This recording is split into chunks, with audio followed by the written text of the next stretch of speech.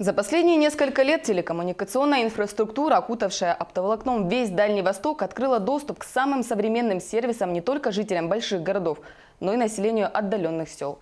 Цифровое неравенство, прокладывая линии связи, устраняет Ростелеком, крупнейший в России провайдер цифровых услуг и решений. И сегодня о достижениях и перспективах компании на Дальнем Востоке мы поговорим с Александром Логиновым, вице-президентом компании Ростелеком, директором макрорегионального филиала «Дальний Восток». Александр Евгеньевич, здравствуйте. Здравствуйте. Какие крупные проекты реализованы за последнее время Ростелекомом на Дальнем Востоке? Если говорить про 2018 год, наша компания на территории Дальнего Востока сделала прорыв, и мы построили 3700 оптоволоконных линий на территории всего Дальнего Востока. Если говорить про Якутию, 2018 год был тоже рекордным, и практически треть из этого объема была построена на территории нашей огромной республики. Это 1400 километров оптоволоконных линий. Мы заходим все дальше и дальше в малые населенные пункты и делаем так, чтобы жители самых отдаленных уголков Якутии чувствовали себя так же комфортно, как в центре, в республиканском центре. А как наша республика выглядит с точки зрения цифрового равенства на фоне других регионов? Вообще наша Якутия, она отличается, естественно, большими расстояниями, климатическим режимом, очень небольшой период для строительства оптоволоконных линий, и поэтому мы должны действовать очень быстро и должны готовиться заранее.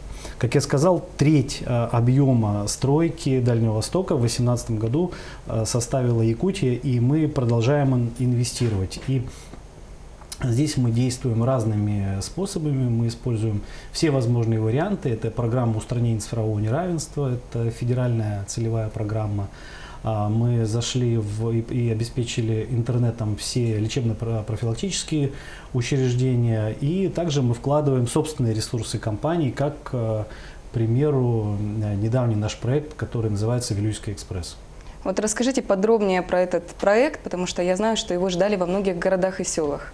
Действительно, это уникальный проект. Он заключается в том, что мы построили современную оптоволоконную инфраструктуру между Мирным и Вилюйском. Мирный, Сунтар, Верхний Вилюйск и Вилюйск, жители этих населенных пунктов и не только, в округе тоже, 22 населенных пункта получили доступ к самым современным технологиям, которые возможны при приходе оптоволокна к вам в дом. Помимо Вилюйского экспресса, какие еще проекты реализовал Ростелеком?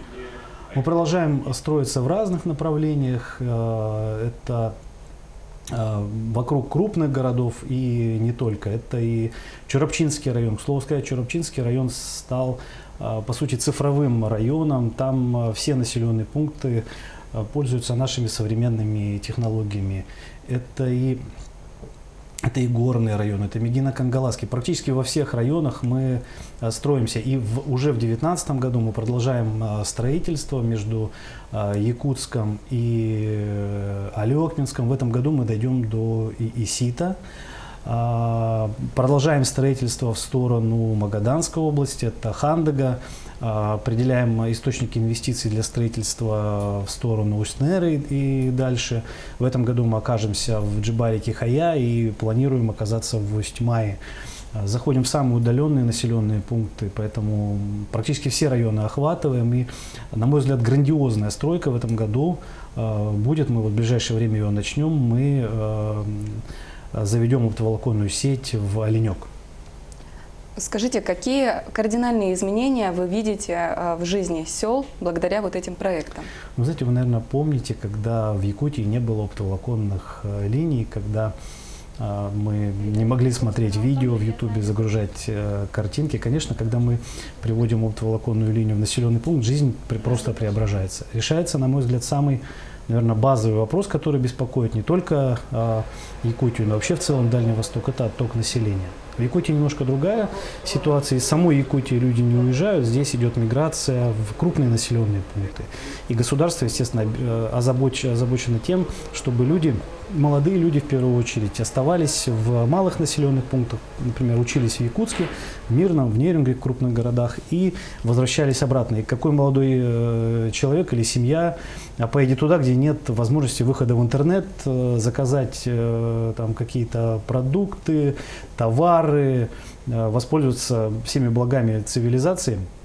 Невозможно сегодня без оптоволоконной сети. И сегодня первые вопросы, которые в том числе и нам задают, и власти задают, не когда придет дорога или когда починят дорогу, а когда будет интернет, там, где нет сети.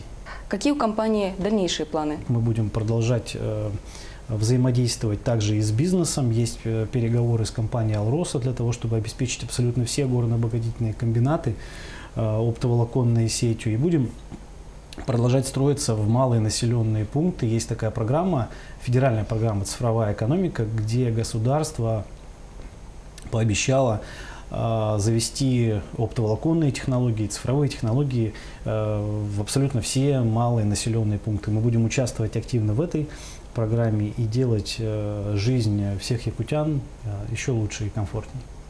Доступ к Wi-Fi зачастую становится неким окном в мир для жителей отдаленных населенных пунктов.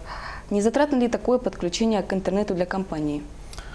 Вот, например, если про устранение цифрового неравенства говорить, эта программа предполагает, что мы заходим в населенный пункт и ставим какую-то опору и, или какую-то вышку, как в простонародье говорят, устанавливаем там Wi-Fi доступ. Это то, что мы делаем в малых населенных пунктах. В крупных населенных пунктах Wi-Fi это уже наша повседневная история. И когда мы заходим сегодня в кафе, либо в ресторан, либо уже на площадях, мы там первое или второе, что делаем, мы открываем смартфон и пытаемся найти Wi-Fi сеть. Поэтому это современная технология, которую мы используем везде и предлагаем как услугу для бизнеса, для кафе, для ресторанов, для городских властей. Поэтому она недорогая, современная и доступная и для бизнеса, и для жителей.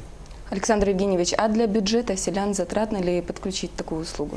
Совершенно недавно этот трафик стал совершенно бесплатным для жителей. Это малые населенные пункты численностью от 100 до 300 жителей. Мы обнулили стоимость в этих населенных пунктах для жителей.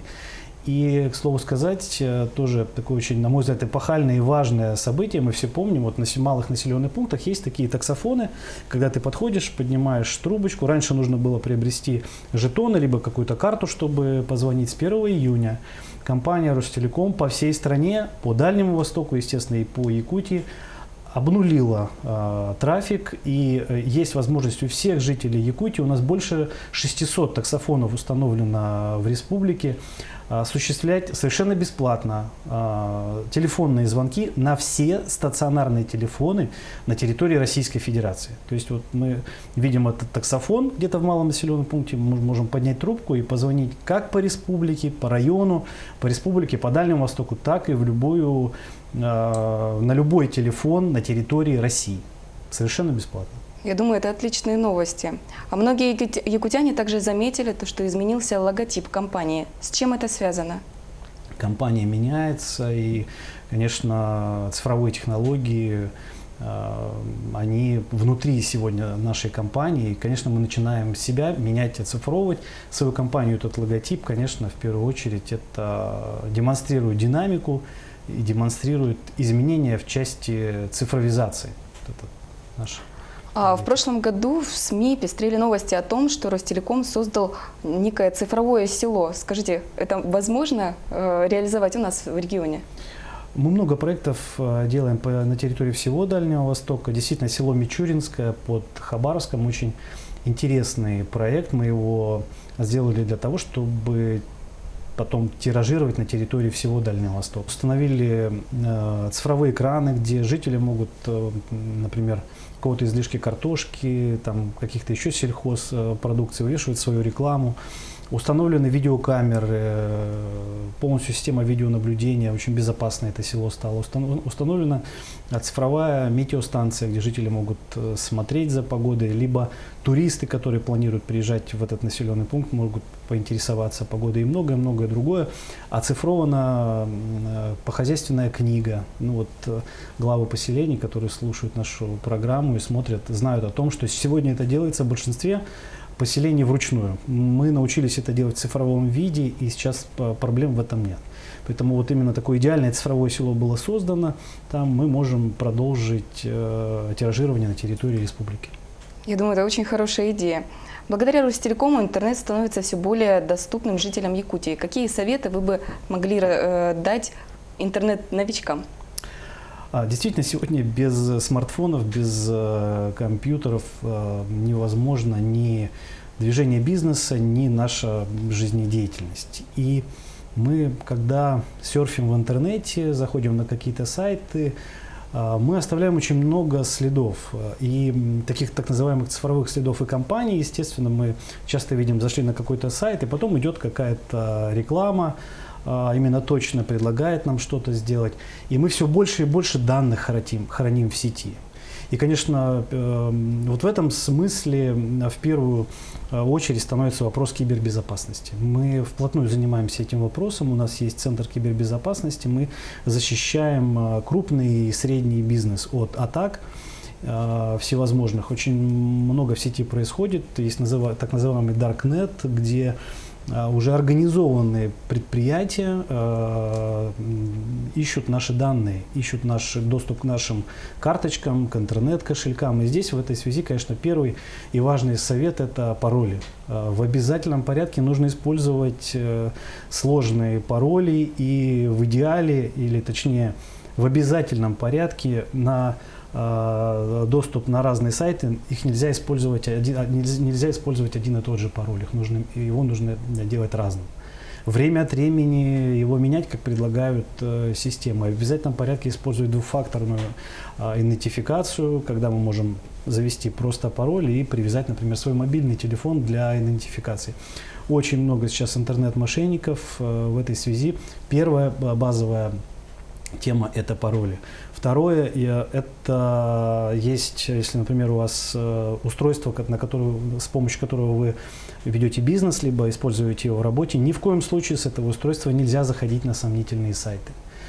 Именно этого ждут злоумышленники. В этой связи нужно завести одно чистое устройство, с помощью которого вы будете осуществлять, например, работу или увязывать свой бизнес. Поэтому вот это базовые вещи, которые нужно, кибергигиена, которую нужно соблюдать в обязательном порядке в интернете. Спасибо большое. Я надеюсь, что наши телезрители прислушиваются к вашим советам. Спасибо. А я напомню, что это было актуальное интервью, и сегодня мы говорили о достижениях и перспективах компании Ростелеком на Дальнем Востоке. До встречи в эфире.